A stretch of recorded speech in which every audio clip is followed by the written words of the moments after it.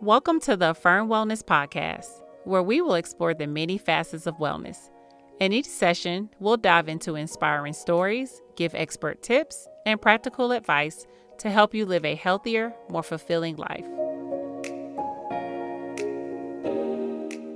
In this episode, we will explore how friendships can quietly become emotionally draining and how to reset them in healthy, intentional ways. We discuss common patterns that lead to exhaustion, including emotional overdependence, inconsistent effort, and unclear boundaries. Listeners will learn how to evaluate their relationships, communicate needs with clarity, and build connections that are mutual, supportive, and life-giving. This episode offers practical insight for anyone seeking healthier relationships without guilt, resentment, or burnout.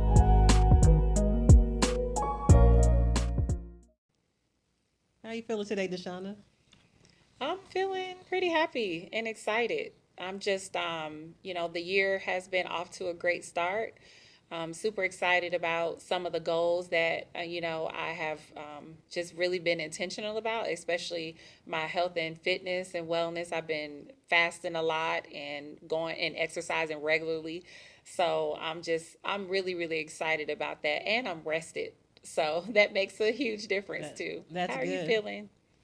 I'm doing well. I need to take some of the exercise energy from you. You Maybe it'll got rub it. up on me. You got it. Yes, because I do need to get moving, and that's one of the things that I would say I need to do. I think I told you about it a while back that I need to move Hmm. more. I do have my standing desk where I stand and move and things like that. But I'm feeling at peace today. Joyful, like you said, accomplishing some of the goals that I want to accomplish. And I always tell you my January doesn't start until March because Hmm. I'm processing the last year in January and just kind of going all through all the things that I want to do and the lessons that I've learned from last year, and things like that. I do want to ask you a question, Deshauna, as we begin this session. What is a simple joy that you've been enjoying lately? Oddly enough, it's so simple, but listening to music Okay. and watching TV. I don't get to watch a whole lot of TV because I'm usually busy with the kids or the husband or doing something in the house. I still do enjoy doing those things, but um, if I can watch a whole TV show, I feel accomplished. And if I can, listen to music uninterrupted or listen to a podcast uninterrupted, that's a joy that just kind of brings me a lot of happiness. I'm glad that you are experiencing watching TV. That's a Thank you. problem that that's a good problem to have, Thank or you a good so joy to have. much. What Yes. about you? I would say one of the things I've been really big on is skincare. So I like doing a face mask, eye mask, things like that. Just doing some self care things, bubble baths with some Epsom salt, just relaxing. And so that's my simple joy. Listening to some relaxation music, whether it's jazz or some gospel music or whatever, calms me down. Just doing some things for myself. You know how I feel about that. Yeah, and your skin always looks great, by the way. Thank you. I appreciate it. Thank you to those Yeah, masks. of course, of course, of course. So today we're going to talk about how to reevaluate friendships, and the goal at the end of this conversation is for all of us to really kind of look at all the friendships that we have and evaluate where those friendships are, because friendships change, they evolve. We get older, life happens, life shows up.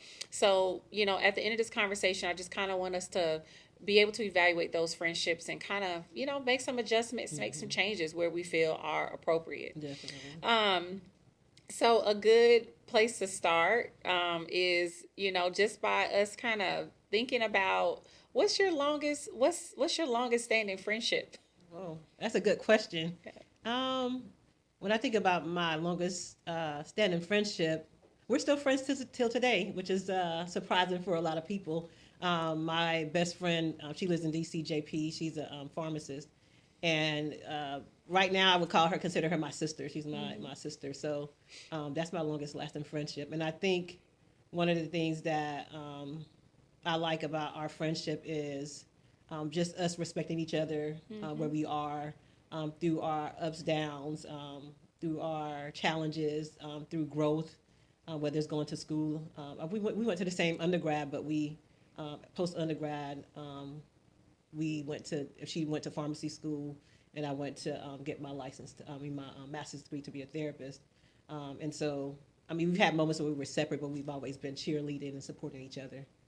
What about you? When's your longest lasting friendship or standing friendship? So mine is about 26 years. Oh, wow. Yeah, we've been friends for a long time. I won't say what age because then that's going to date me.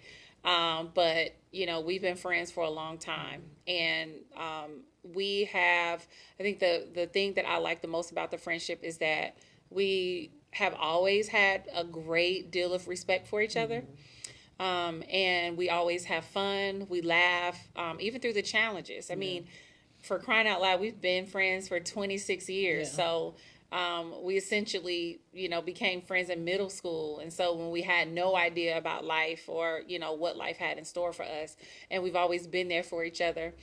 I do remember when I was in college and we didn't talk as often because I was in Tennessee, she was still in Georgia, and we didn't talk as often. But when we did, after I finished school and came back home, we reconnected, and it was like You just pick up. we Yeah. picked up where we left off, and we caught up, and we would always kind of check in from time to time, but that friendship stood the test of time Yes. because we never forgot about each other, and we kept that love and respect that has brought us along to this day. And my friend is stateside.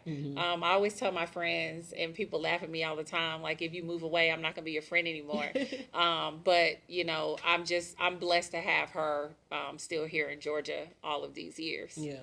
And I was going to also add to my best friend that I consider a sister now is that, like you said, that mutual respect, I think is important to sustain a healthy friendship. And also, everybody has seasons. And, I think I've gotten married, I've had children, had a lot of different, challenges and ups and downs and things like that. And, being able to have somebody you can talk to and that doesn't judge you, that respects, your That family and just loves you for who you are, where you are, and sees you.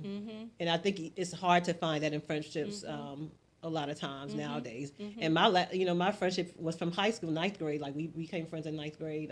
Even before, like I think summer of ninth grade, we had like a summer program for high school, and she just had a quirky personality, and I like people to be being themselves and, being genuine and authentic. And so I think that's what connected me with her. And then just like you said, that mutual respect and kindness. Kindness is a big thing That's for me when it comes to huge. friendship. If you are not kind, you cannot be my friend. Absolutely. You could be my associate because I'm going to pray for you and pray that God, put some kindness in your heart. But at the same time, like, you can't be a true friend. Has to be kind. There's some qualities of a true friend. One of the main ones is kindness. Well, any relationship, if you ask me. And not only, being kind to me, but then also I'm also watching, people that I'm friends with, Yes. how they treat other people. Yes. That's really huge to me. Respect is really big for me. And then also making an effort. I think that's another thing that, that I respect about you and our friendship, our sisterhood at this point. Yes. And also one of my longest standing friends is that we make efforts to check in with each other and, keep in touch even through some of the ups and downs, because sometimes, life just happens. Bad things happen in life. Stress happens in life, and it causes people to want to isolate. Yes. Right.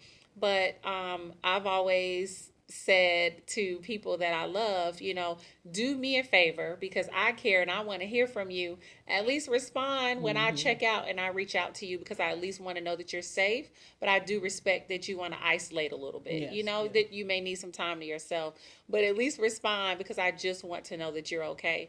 So, like I said, over the years, I do appreciate that we've done that for each other, that we check in, that we make effort. Effort is really big for me. Yes. Because relationships, friendships are just not meant to be one-sided. Definitely. So, And I think also that one of the things that also made my friendship last that long is also the idea of that consistency. yes. The ability to not take things personal. So if she's like when she was in pharmacy school, I knew I couldn't talk to her as much. She was a straight A student in pharmacy school, so she was always studying and things like that. So I didn't personalize her not being always available as she didn't care about me and things like that. And I knew exactly, okay, she's studying, and I would give her some feedback. I would pray with her, and she had some drama going on in pharmacy school and being one of the only black people there.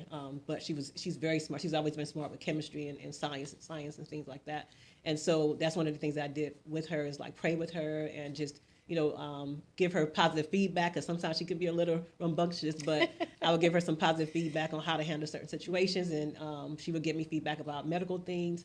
And so just that consistency in seeing each other and not personalizing when somebody's not available. Yes, reach out to me and say I'm okay, but at the same time, also for me understanding that, hey, somebody might not always be available, but it's not a reflection of their heart's posture, because they've shown me kindness, they've shown me love, they've shown me support in other areas, but in this season of their life, they might not be as available as they once were for me. Absolutely. Yes, I definitely respect that. Um, I've learned a lot from having that healthy connection with one of my longest standing friends and my best friend, having those connections with you. And then also in addition to, my friend, I'll say KW. In addition to her, I also have other friends that I've been, in close relationships with over the years.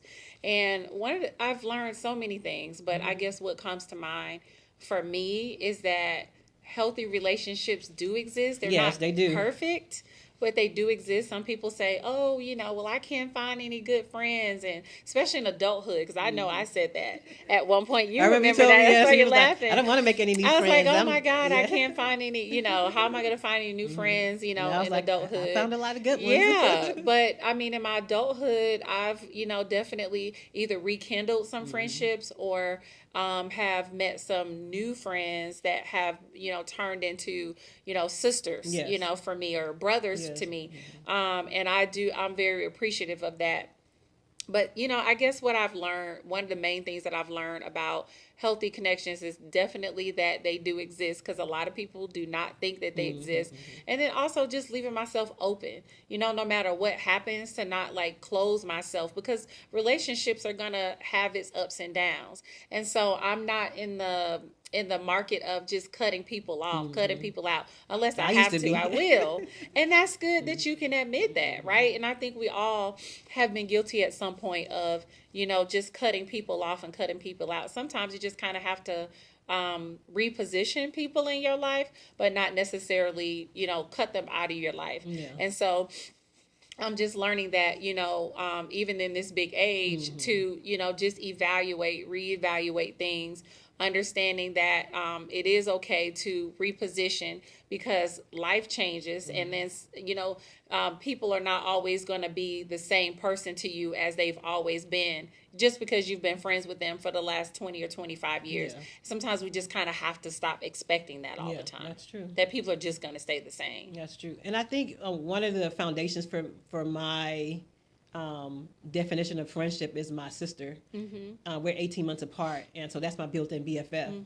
And so her example of friendship as a sister, I think heightened the standard for me when it came to friendship, because she's kind, she's giving, she's supportive.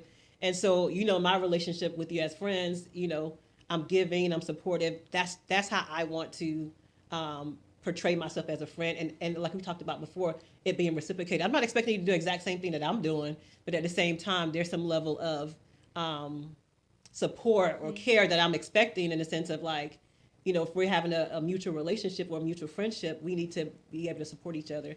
And like you said, it's not one-sided. And so a lot of people want these friendships, but they're takers. Yes. They're taking, and they're not giving, and they're not giving. So that's when I talked about cutting off before. I used to cut off people, really bad in the past, because I would give and I would be supportive and things like that. And I would just see them just taking, and they would never be available when you needed them, or they were never, it's like they're taking feedback, they're taking everything, and when you need them for something, they're not available, even for something minor. Yeah. And so I would peep that out, and I'd be like, yeah, I'm going to cut them off. But now what I do is I just put them in categories. Absolutely. So I'm like, okay, you're over here. Yeah. I love you and I care about you because I like the person that you are. But your heart is not in a space yet where you can really cultivate healthy friendships. Thank you. And so I just kind of put you over there. I love you. I'm going to pray for you, so that hopefully you get to the place where you can do that. But now, instead of just cutting people off, I'll do that. And then the people that I do have that are reciprocal in friendship and things like that. I try to nourish that relationship. And like I said, because I know their heart's posture, if they're not readily available, I already know in my mind, hey, if that person isn't available, they're really not available. They're not Thank trying to be you. abusive Yeah, towards I'm not me going to or, keep on expecting yes, that from them. If yes, they're saying they can't give it yeah, or they've shown that they can't give it, it doesn't mean that they're a bad person mm-hmm, or they don't love me. That just means that they can't necessarily give me what I'm asking or yes, what I need, and that's okay. yes. Especially in different seasons. In different seasons, there are things that people can't do, whether Yeah. you're sick or whether you have a new career or whether you're having a new baby or got married. There's a lot of different things that change seasons and can impact friendship and relationships. But like I said, to me, I always look at the person's heart posture. This person's always been kind to me. They've always been loving to me. So if something shifts, then I know there's something going on, Sure. and I'm not going to personalize it. Because I've had several examples of things that sometimes friendship has shifted. I'm like, what's going on? And then later on, they'll tell me, oh, I was going through a really bad breakup, or I was going through this, and I just needed time for myself. And I've encouraged a lot of friends to go to therapy because sometimes they'll give me information. I'm like, yeah, you've given this information several times. Why don't you go to therapy? And sometimes they don't want to let me know they didn't go to therapy, so they'll avoid me for a bit, and then they'll come back and be like, I eventually went to therapy, and I'm really glad that she encouraged me to go there. But sometimes people are nervous or have anxiety, and they don't want to, they're not able to live up to the expectation of friendship at that Sure. time. Sure. So I think it's important to just have that grace Sure. and love towards friends. Yeah, grace is important, especially when people are going through a hard time and they're going through changes. To not personalize it, Yes. give them the space that they need, check in on them. Even if they don't want to talk too much, still checking in on them, seeing how they're doing. Is important because it just shows that you care. And when they're ready to kind of come back around, they will. Yeah, Right? but some friends do need to be cut off. Yeah. Oh, absolutely. That's a whole nother topic right there. Right. But, for the most part, we really, need to seek to reevaluate and reposition. Definitely. And try not to do as much cutting off. Definitely. Yes, I agree with that. I've definitely changed and worked through that. I've had only probably one or two people that I had to really for my mental health. Mm-hmm. So when I say cut off now, it doesn't mean that you're I control alt deleted you. Sure. It really means that like you said, I'm repositioning you, and I'm also aware of like how our friendship or our relationship impacts me mentally. Mm-hmm. For example, if I'm talking to somebody on the phone, and every time I get off the phone, I feel drained. Sure. I'm less likely to continue to talk to them or engage with them. I've had people that reach out to me. I've had people I reached out to and I talk to them. They're draining. I'm more mindful. I create those boundaries for myself of, hey, I don't need to talk to that person that much because every time I talk to them, I just feel drained or I'm giving too much of myself. And it's not a back and forth type of giving. It's just I'm giving, and I can't think of a time where they actually giving back to me as well. Or if they have given to me, it's really out of them getting something back from me. And so in those situations, like I said, I just put them in categories. Because I do love them as people, but I just kind of put them in a category. But it's been helpful for me mentally. It has to be. It has to be. Creating those boundaries are super important, especially when it comes to people, because you can't control people and what they do. People are just gonna be people, right? People don't people. So you have to make sure that you protect yourself and understand. They need to understand where your line is drawn in the sand and what you will and will not tolerate. And you have the ability and power to reposition people, who are not respecting those boundaries and not giving what you need in friendships or relationships. My late mom, bless her heart, she was one of those people that would check in on people every day. She had a list. I think she probably had a written list of people that she would check in on, and I kind of adopted that behavior. I did that too. Over the years, checking in on people. I just try to be obedient. If somebody comes to my heart, I'll reach out. But over the years, as things have gotten busier, I can't check in with so many people as much as I used to. And sometimes you kind of take a step back as part of evaluation and say, hey, if I'm not reaching out to them and checking in on them, they're not doing that for me. Yeah. Right. And so, note it and reposition, right? Because I'm one of those people where I do appreciate when people check in on me. And that's one of the things that I do appreciate about my KW of 26 years is that no matter what she's going through, she does call and check in on me. She asks me how I'm doing. And I really, really do appreciate that. And that definitely sits with me, sits near and dear to my heart. Because again, I'm a busy person. She's busy. We're all busy. So when someone takes that time to check in on me, that means a lot. And that's highly valued for me. Yeah. And I'm glad that you have that type of friendship, and that's why it's lasted 26 Sure. years. And um, one of the things also, when it comes to healthy relationship and healthy friendship is, like you said, being able to navigate the different experiences that you have with each other, and challenges that you have with each other, and um, being there for each other in different ways. And so, one of the rules that I've made for myself this year is to check on people that I consider, like you said, highly successful, that are doing a lot of stuff in their life and things like that. Because what I notice is that, for me, because I think people look at me as like I have it all together, and everything is going well in their mind, that I don't really need to be checked in on. Sure. And Yeah. so the list that I had before of checking in on people was just like different people. And so now what I did was highlight people that I know that people don't check up on them a lot, because That's cool. they're just kind of doing, they're doing their things, they're achieving things, they're accomplishing things. Because I know the behind the scenes of what it takes to accomplish those goals, and sometimes it's lonely at the Sure. top, Yeah. like people say. Yeah. It's lonely, and so I make sure that I call and check in on those people. And for my best friend, we've scheduled every Thursday to talk, because she's busy, I'm busy. That's good. So we schedule every Thursday to just have a conversation, and even if it's for 30 minutes or 20 minutes, we'll have a conversation. She's going through some transitional things right now. I'm supporting her with those things. And they're positive things, but it's just good to have somebody to talk to. And she just had a loss last year. And so just supporting her through those things. And so, like you were saying before, like I do call people and I do check up on people, but I used to do it so much. Like you said, it wasn't being reciprocated. Yeah. Like I need to be checked up on too. Yeah. I like being asked, how you're doing, how you Yeah. doing, Blue Baby. And that's one of the reasons we do our check-in every episode, because it is important to understand how somebody is doing, how they're feeling, what's going on with them.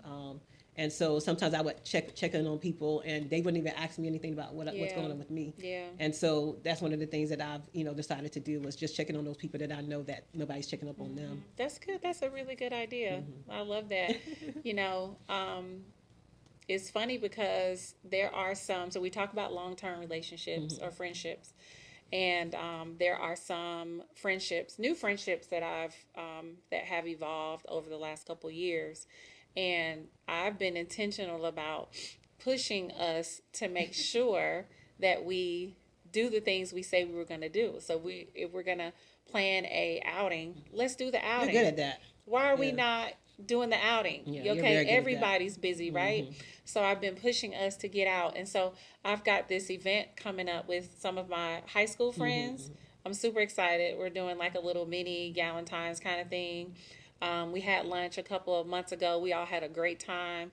And those are another one of my little simple joys, taking time away from the hustle and bustle to pour into those friendships and relationships, because now we're all making an effort, Yes, right? yes.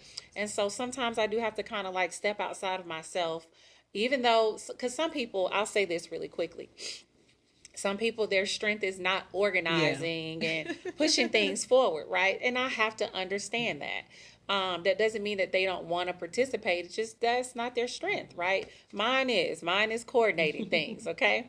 So, but now that there's some motion going, we're all excited and we're going to keep it going, because, life is too short. And then also, when you just enjoy being around people, you need that. That Yes. kind of becomes part of your regimen. In addition to the working out and the eating and the skincare routine, we need community, we need fellowship, right? Say that again. We need community and we need fellowship, yes. right? We need each other. Yes. So, I really did appreciate, having this conversation today. And I hope that, it also resonates with a lot of people. Yes. We're not in the business of just cutting people off for no reason.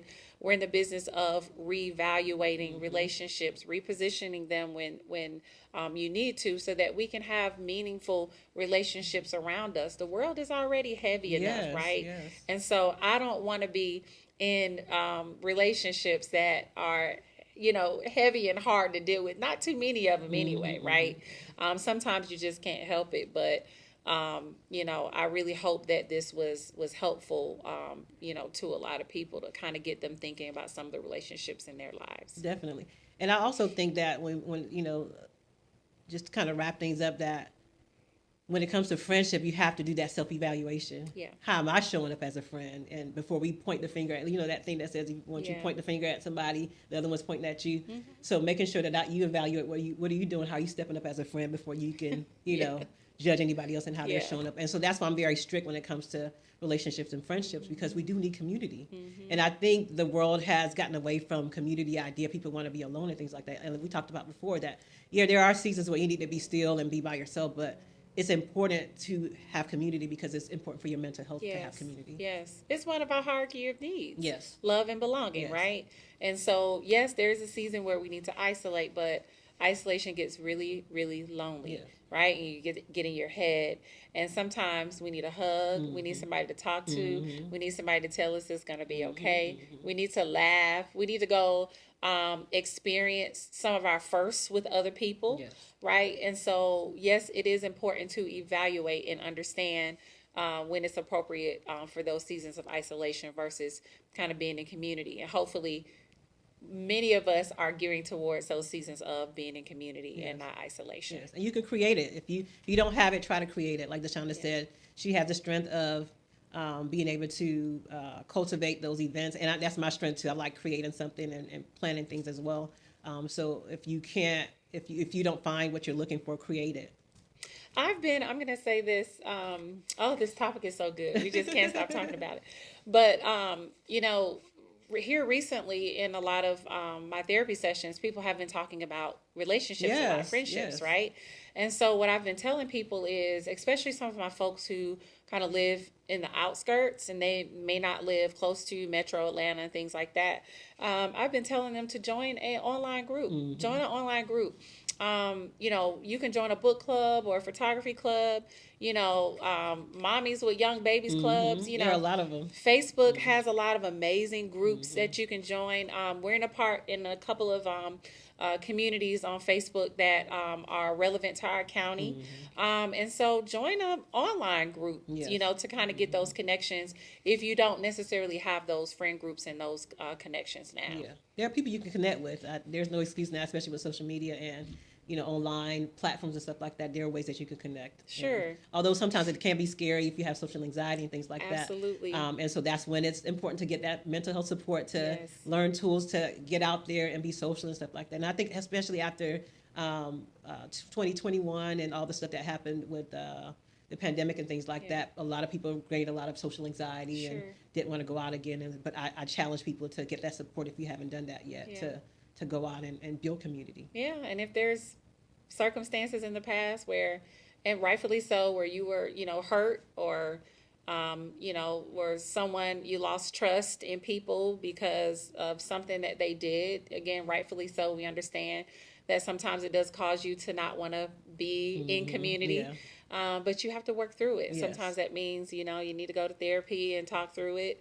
You need to pray about it because there's so many great connections out here, and we don't want you to miss out on some of those connections. I think we both have friendship hurt. Yeah, I don't have friendship hurt. Absolutely. So but pray through it. Didn't close my heart to making new connections and new friendships, and here we are. Yeah, because if we closed our hearts, we wouldn't be friends, or we wouldn't have been able to be in this place now. Absolutely not. Because we met in 2015. So we've known each other about almost 11 years now. 11? It's been a long time. Yeah, it's been a long time. So I want to share today's takeaway. Friendships are meant to be supportive and not draining. Paying attention to how relationships affect our energy is very, very essential. Healthy relationships allow for boundaries, mutual effort, and growth across seasons. When we reset expectations and protect our emotional capacity, we create space for relationships that truly, truly nourish us. So the challenge for today's session is to write a note via text, email, or card expressing gratitude to your friend. Sometimes we forget to express our gratitude and our thanks to our friends, and this is an opportunity for you to do so. So thank you so much for listening. Please like, subscribe, and listen to our podcast. We really appreciate your support. Thank you. Thank you for joining us. Remember, wellness is not a destination, but a process, and every step you take matters. Until next time, stay grounded, stay connected, and keep prioritizing your well-being.